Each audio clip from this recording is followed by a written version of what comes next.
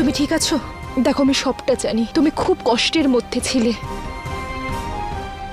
এমনকি তুমি আত্মহত্যার চেষ্টা করেছিলে, নিজেকে ক্ষতি করার চেষ্টা করেছিলে, কিন্তু এগুলো যা কিছু তুমি করছো এগুলো সব ভুল। নিজের কথা ভাবার সঙ্গে নিজের পরিবারের কথাও ভাবো। তুমি সবাইকে কষ্ট দিচ্ছ। কিন্তু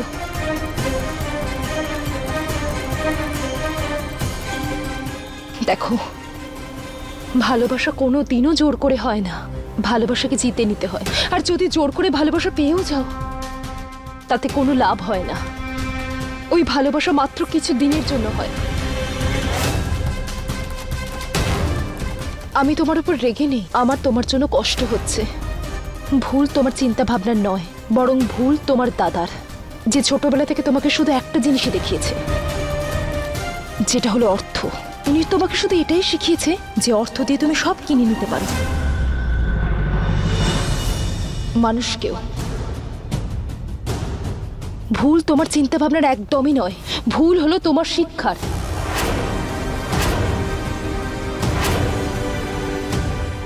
তোমার দাদার, যেটা উনি তোমাকে দিয়েছেন।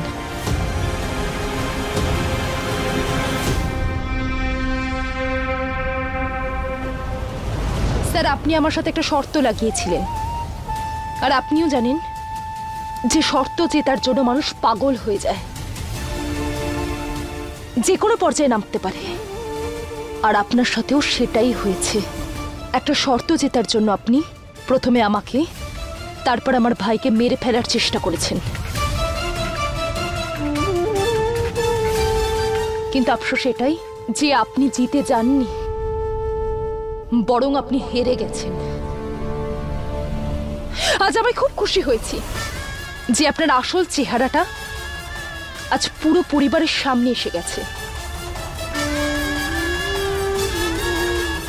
আর আমি শুধু এটাই প্রার্থনা করতে চাই ভগবানের কাছে, আজকের পর থেকে যেন আমাদের কোনো দিনও দেখা না হয়।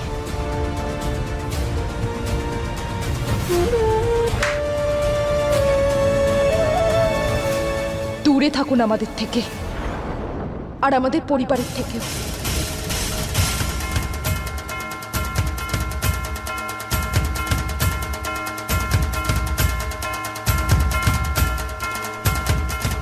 চল যুগ।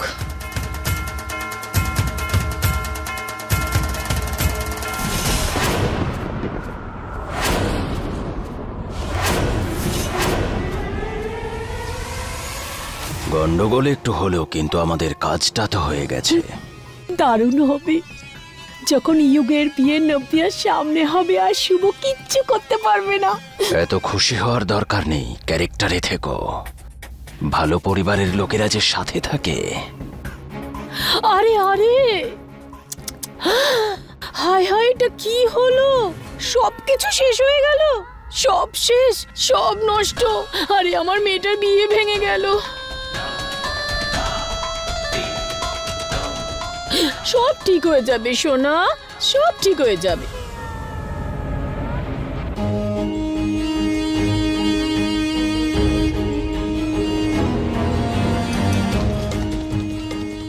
নভিয়া, নভিয়া, কোনো ব্যাপার নয় দাদা, তুমি হেরে গেছো, তুমি হেরে গেছো দাদা। ওই সামান্য শাইনির কাছে তুমি হেরে গেছো। ও বেঁচে গেল কেন? নভিয়া, ও বেঁচে গেল কেন?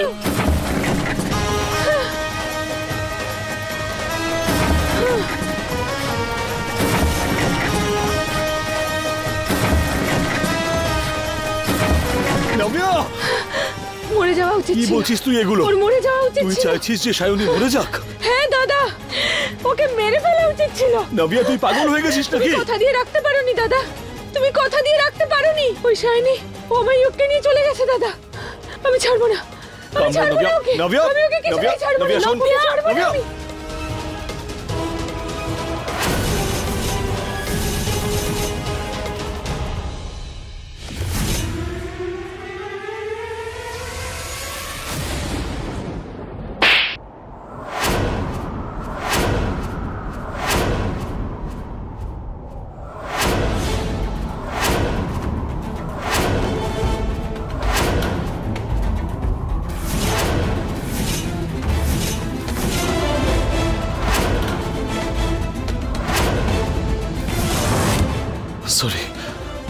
নাভিয়া, I am sorry, I am তুই সরি। এই ছোট্ট মেয়েটার গায়ে হাত তুলেছিস? চল মা, আমার সঙ্গে চল, আয়। নাভিয়া,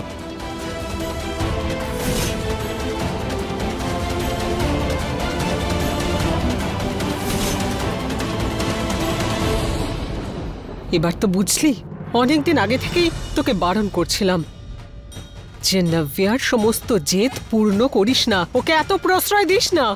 কিন্তু তুই তুই আমার একটা কথাও শুনলি না, একটা কথাও শুনলি না আমার। আর আজকে ওর গায়ে হাত তুললি কেন? কেন ওর গায়ে হাত তুললি বল? নব্যা ভুল নয় শুভ, ভুলটা তোর, তুই ভুল করেছিস। ওর এই ব্যবহারটা একদম সঠিক, কারণ ওর মতে ও যেটা চেয়েছে সেটা পায়নি। আমি পরিষ্কার দেখতে পাচ্ছি যে নব্যার জীবনটা কিভাবে ছারখার হয়ে যাবে, আর সবকিছুর জন্য দায়ী তুই শুভ। কতবার বুঝিয়েছি তোকে যে পরিবারের মেলবন্ধন এইভাবে হয় না, এইভাবে বিয়ে হয় না, তার জন্য হাত জড়ো করতে হয়, ভালোবাসার দরকার সেখানে। কিন্তু তুই কিভাবে বুঝবি? তুই কিভাবে বুঝবি এই সমস্ত কথা? তুই তো তোর অর্থের অহংকারে এতটাই মগ্ন যে বুঝতেই পারছিস না আজকে কি করেছিস। তুই সবকিছু শেষ করে দিয়েছিস শুভ, নিজের নাম, সম্মান, নব্যার জীবন।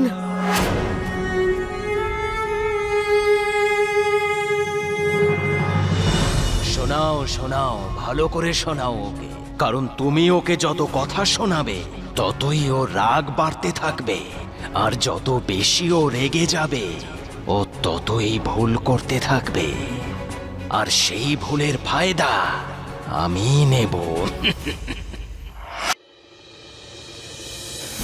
আরে গুজরাল স্যার, আমার কথাটা তো একবার শুনুন। একটা মিটিং করব, তারপরে না আমি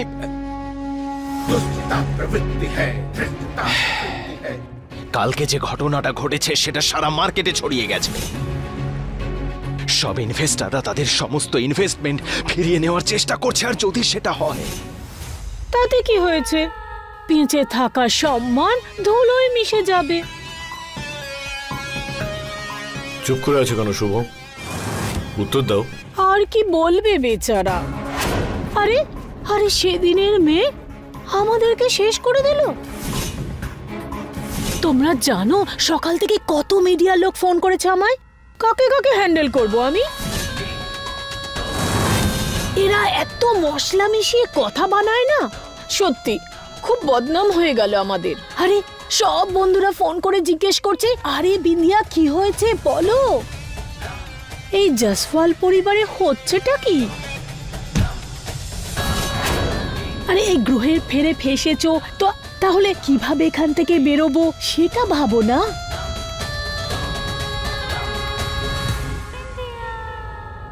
সত্যি তো এটাই যে আমি সায়নীকে মারার চেষ্টা করিনি, কিন্তু ও সত্যিটা সেদিনকে জানতেই চাইল না। ও শুধু আমাকে, আমার বোনকে, আমার পরিবারকে, সবাইকে নিচু করতে চেয়েছিল। আর ও নিজের কাজ করেছে। কি বলছো কি তুমি? কি করবে? প্রতিশোধ পিসে মশাই, শুভ জয়সওয়াল প্রতিশোধ নেবে, নিজের অসম্মানের প্রতিশোধ। বদলা তো নিতেই হবে। শগুন তার সম্মান যখন ধুলোয় মিশিয়ে দেবে তখন ওর মাথা ঠিকভাবে চলবে। আপনি বলতেটা কি চাইছেন? আরে মানেটা হলো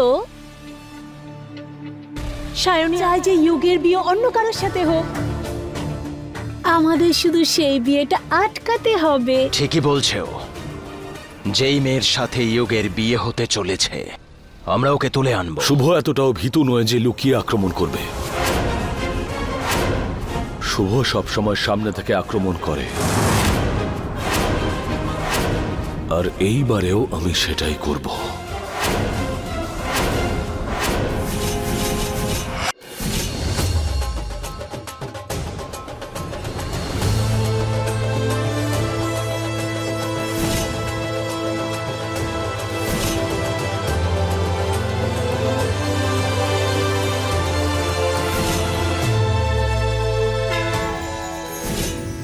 দাদা ওখানে লাগান না, দেখুন ওই জায়গাটা খালি, একটু তাড়াতাড়ি করুন না। শোন না, আমার এটা ঠিক লাগছে না।